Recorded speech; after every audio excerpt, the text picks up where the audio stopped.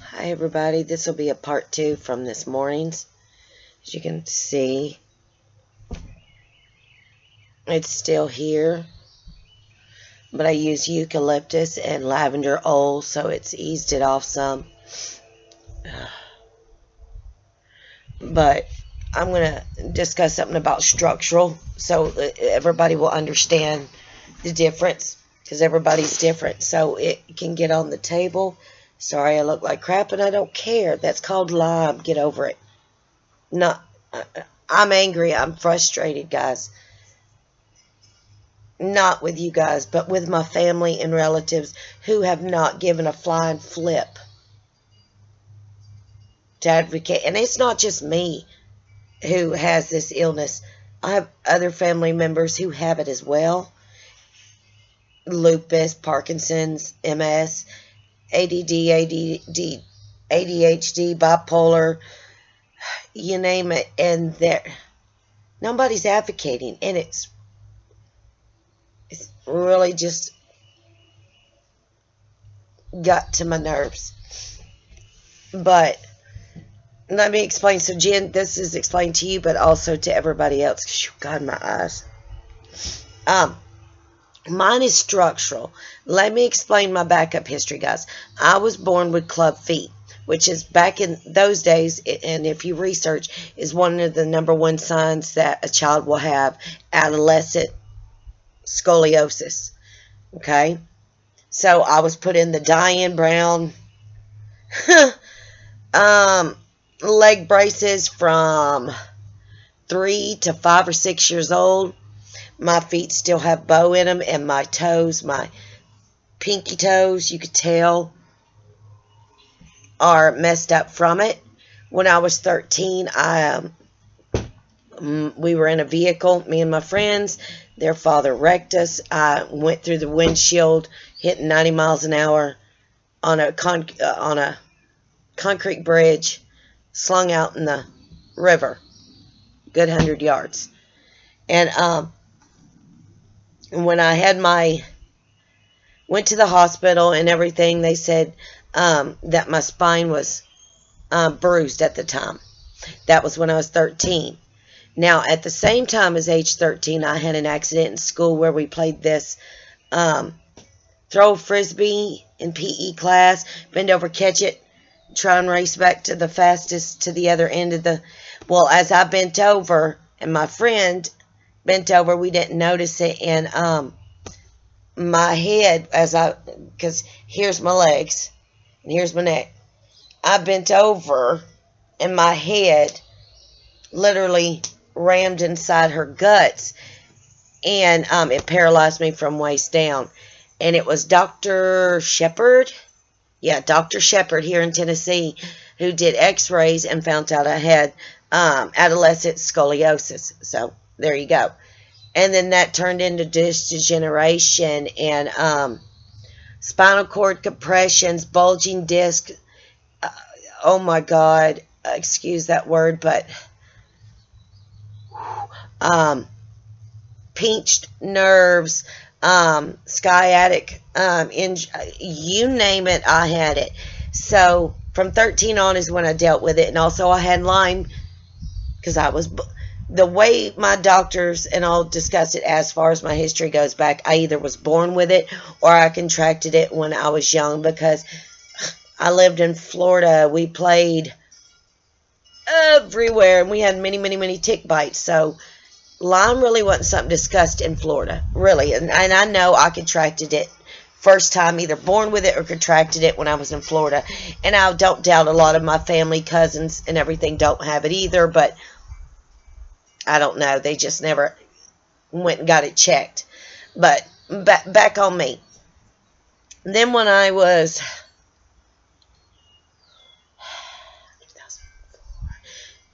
Back in 2004, that's the only thing I remember. I don't even know what my age is back then in 2004.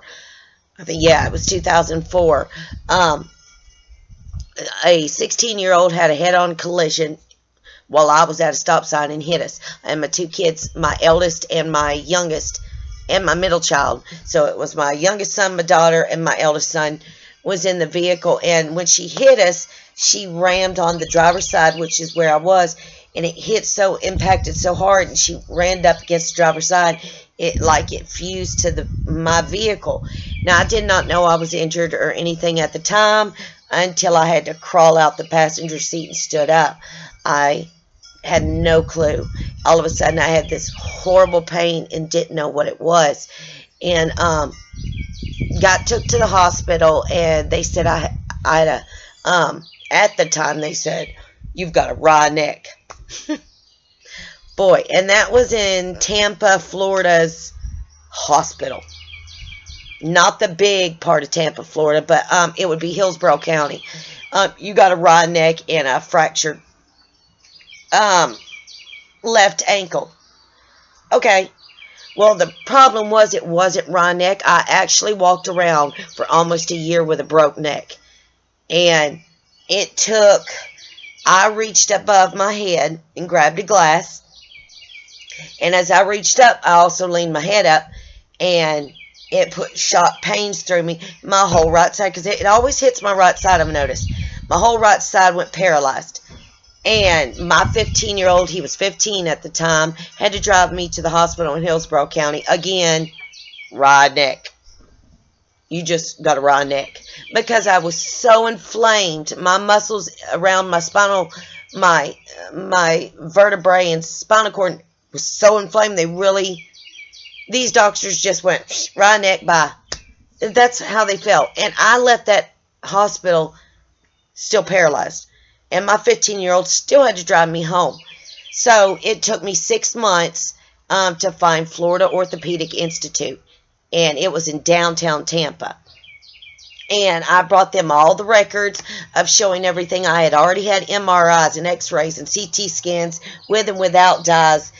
You name the test, I've had them buttload times. And he looked at the record, said immediately, "You've got a broke neck." And the reason why the hospital, and I could have sued the hospital because it was malpractice. They actually let me walk out of that hospital with a broke neck that I had 6 months dealt with before I found Florida Orthopedic. But it was 4 months prior from the wreck. So almost a year I walked around with a broke neck. So the doctor looked at my x-rays and everything. He said, well, not only it was your neck, but where my arthritis is right at the lower part of my lumbar meets the sacrum, I had small fractures and lesions on my back, and it was compressed there, which I still have a compression there. I also have one right here at the rib cage on the back, and then I had one here. So he decided to do surgery on this first, and it was plates and screws and all that. And once I had my neck broke, I always started getting headaches. If I turn my head one way, even if I sleep with my head just creaked the wrong way, I'm stuck that way with a severe migraine. And there is nothing on this earth that can get rid of it except knock me out for a week. And sometimes I still do that. I sometimes have to literally comatose myself to sleep until I get up from it. I mean, and I have other medicines that can help it, but that medicine is one that you sleep 24 hours. I can't even remember the name. It's up in my cubby containers. And if you break it in half, the more you break it in half, the more potent it is. So instead of sleeping 12 hours, one pill, take half of it's 24 hours, and so on and so forth. So I did find out that mine was structural.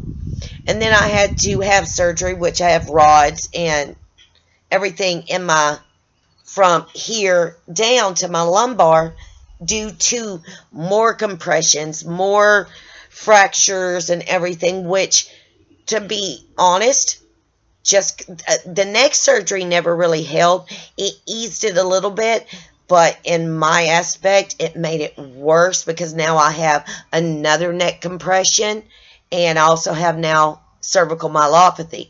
On top of that, I have a bone shard from where it broke my neck that is actually stuck stabbed inside my spinal cord. And his name was Dr. Weinstein. That was the doctor in Tampa, Florida, orthopedics. Dr. Weinstein decided not to take the bone shard that stabbed inside my spinal cord in my neck because he was afraid if he took it out, it would paralyze me. Not only that, but on top of it, if somebody hits me the wrong way, and I'm going to do it from the front here, but I'm meaning in the back, from here up, somebody hit me the wrong way, it will paralyze me from the neck down. That was a warning. And if I move it, and I've got to be careful with that because I can paralyze my own self with my own stupidity of my neck, the way I sleep or whatever, whatnot, bend it back, and it can do it.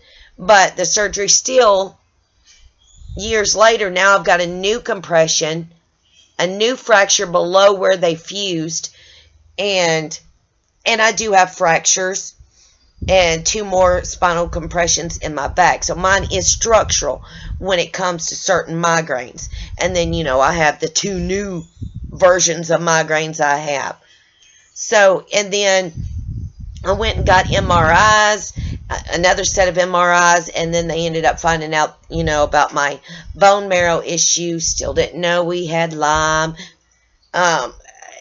And then the degeneration is all up in my neck and all the way down my spine. So it's just deteriorating as I go. The spinal stenosis.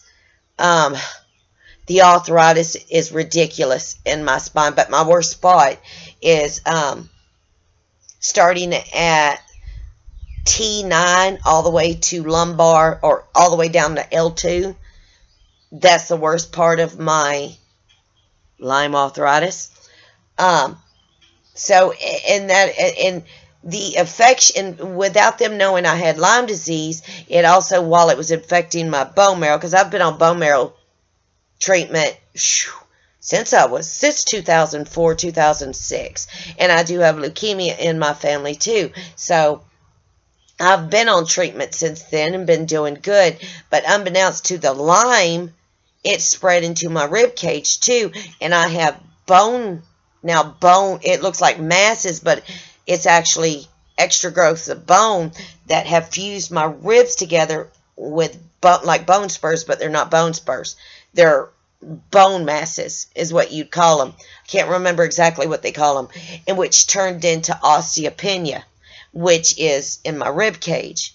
And then the osteoarthritis is also through my back and all through my bones. But when it comes to my hips have dematerialized and also have crystallized, where the socket from your hip and your leg bone, you have that little soft socket. I don't have that, and all I'm having is crystallization, so it makes it hard, and the crystallization is growing and forming down my thigh, my outer side of my thigh.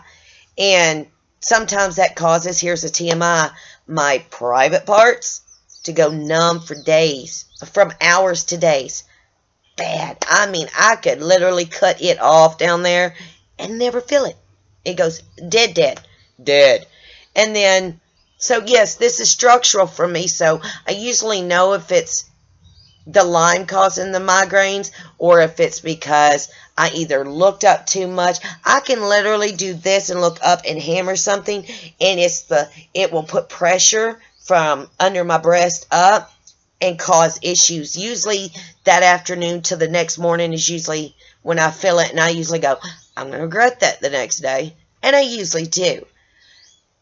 As of this morning's post, heating pad, a lot of gut medicines. I also took I can never remember the binder, the powder binder's legit name. Took that. It took about an hour for it to finally ease. My lower part of my back is still hurting, and also right underneath my breast, all the way back to my, what do you call them? Shoulder blades. But let me explain. I knew it was going to happen, and I didn't really do nothing major. My husband was putting in the AC unit, and I was in the house. All I was doing is doing this and just holding it till he, you know, you have to put a post underneath it so it leans proper. All I was doing was this. And just by doing this, which I can do this by just holding this long enough, and I'll be in the same pain, caused it to flare up and inflame. Just anything simple can cause a flare up on my spine. So I'm a delicate situation where if I just bending over and cleaning my tub out will do it. I will literally get locked up and I am like this, and I got to get on the floor and try and erect myself back up, or I'm stuck that way. So it's hell. So when it comes to my bone structure versus anybody else's, I don't know who else has. I have very delicate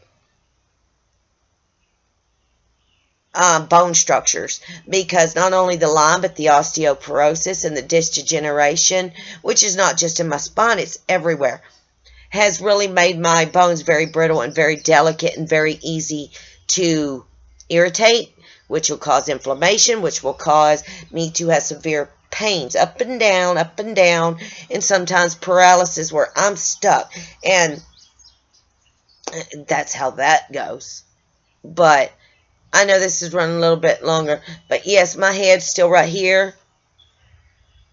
I know I've only got 2 of my prescribed migraine pills, you know, the ones that really don't work, left. So I pulled out I didn't realize my husband had brought home, because he's come home every night this week, brought some normal, not the blue bottle, ibuprofen. So I popped 3 of those 500 milligrams, and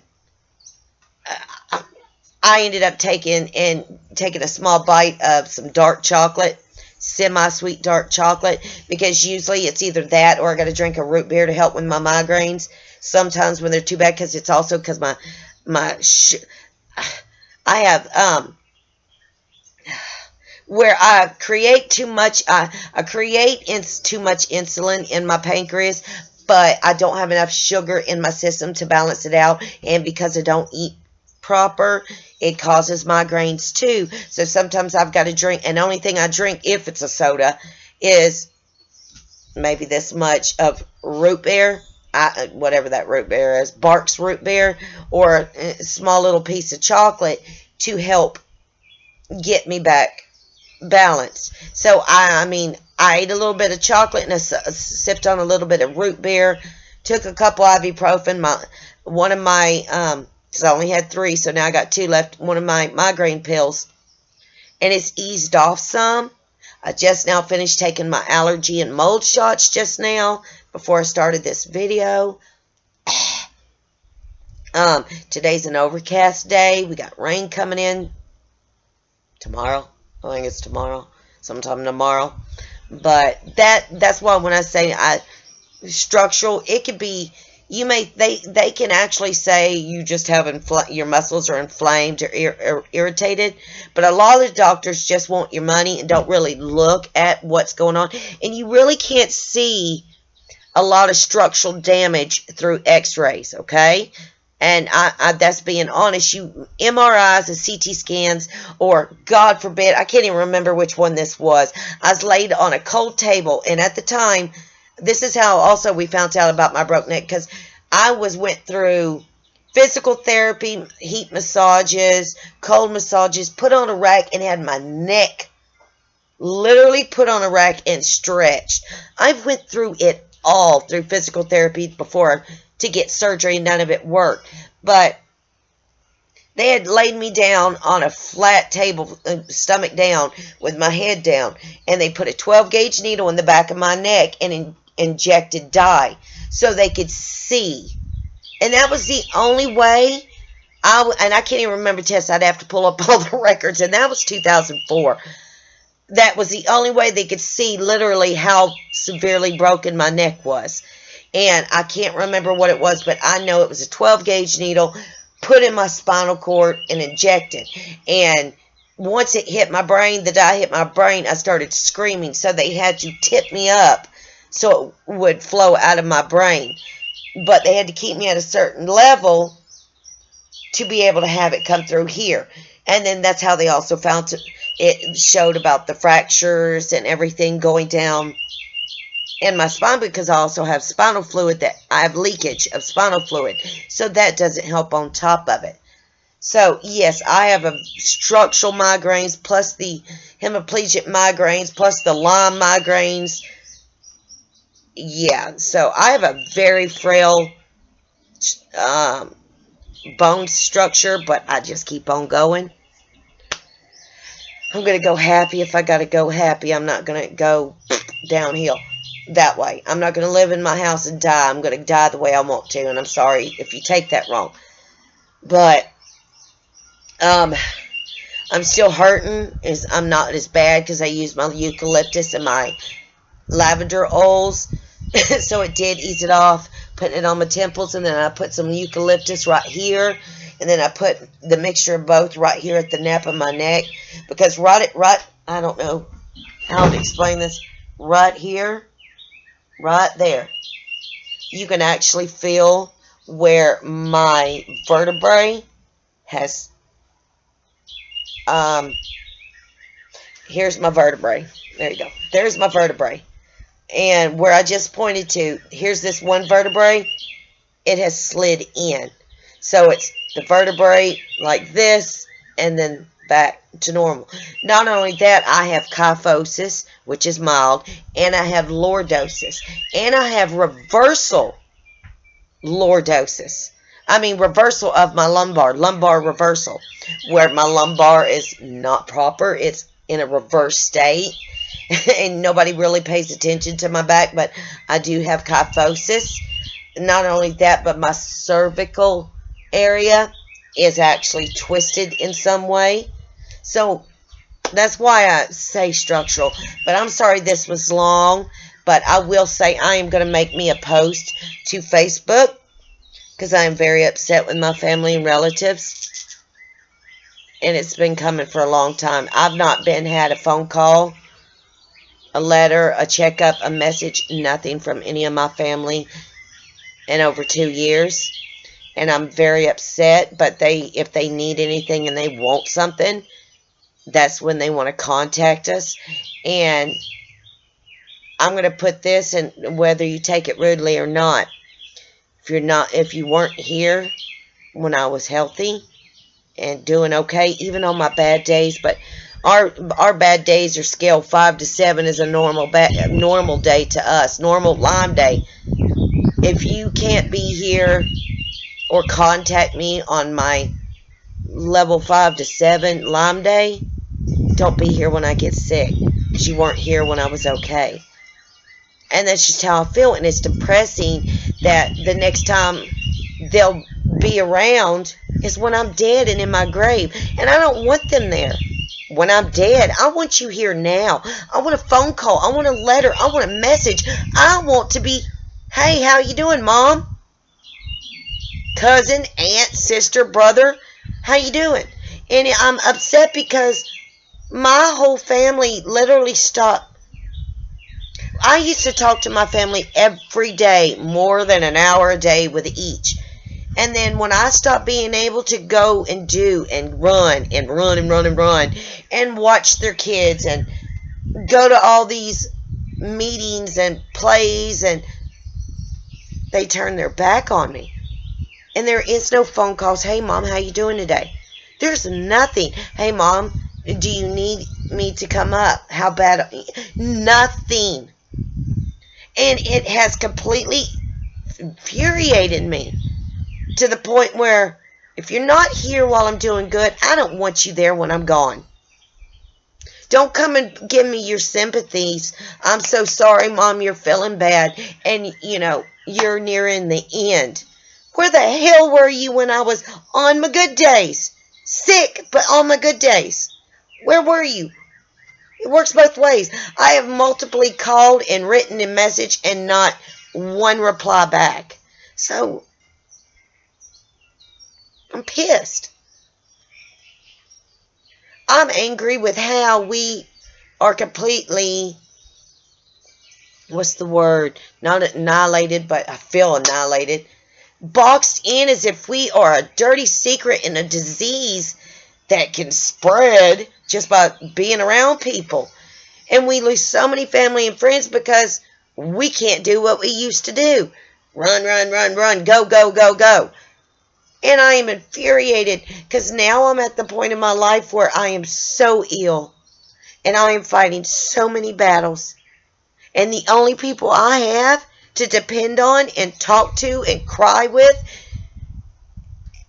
is either my husband or you guys. I don't have my daughters here to even pick up a phone and call me anymore. Nothing. It's an occasional every 3 months. Hey, Mom, I'm getting a divorce. Hey, Mom, me and my husband's doing better. That's it. There's nothing else, and that's over 3 months ago. And they know my new diagnosis. They know Mama's not doing well and Mama's going down quick. And I still have not had no replies.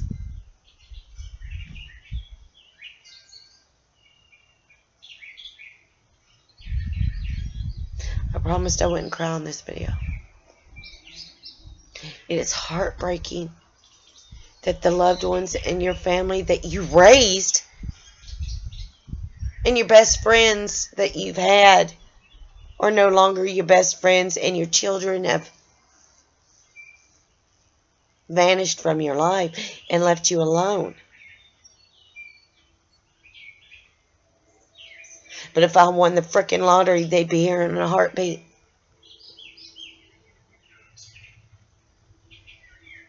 It's devastating that this disease makes you like the plague.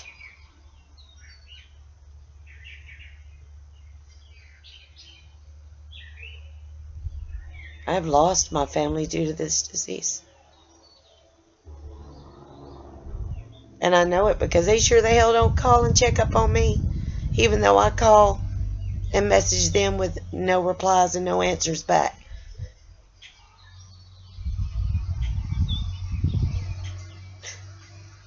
I know, guys, Lyme doesn't kill you, but the diseases it gives you does.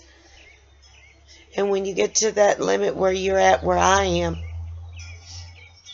and it's a win or lose battle you're fighting at the moment, and your family still chooses to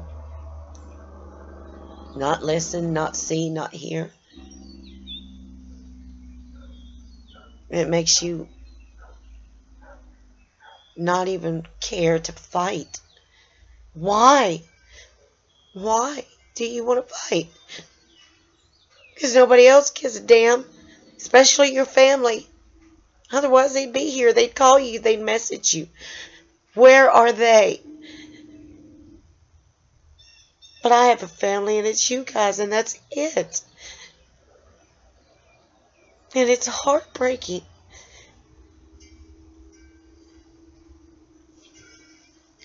But I'm going to get off here. Because I don't need to stress out because this will make it worse. God bless you guys, and I'll catch up. I'll catch up with you guys this afternoon. Peace, joy, and prayers.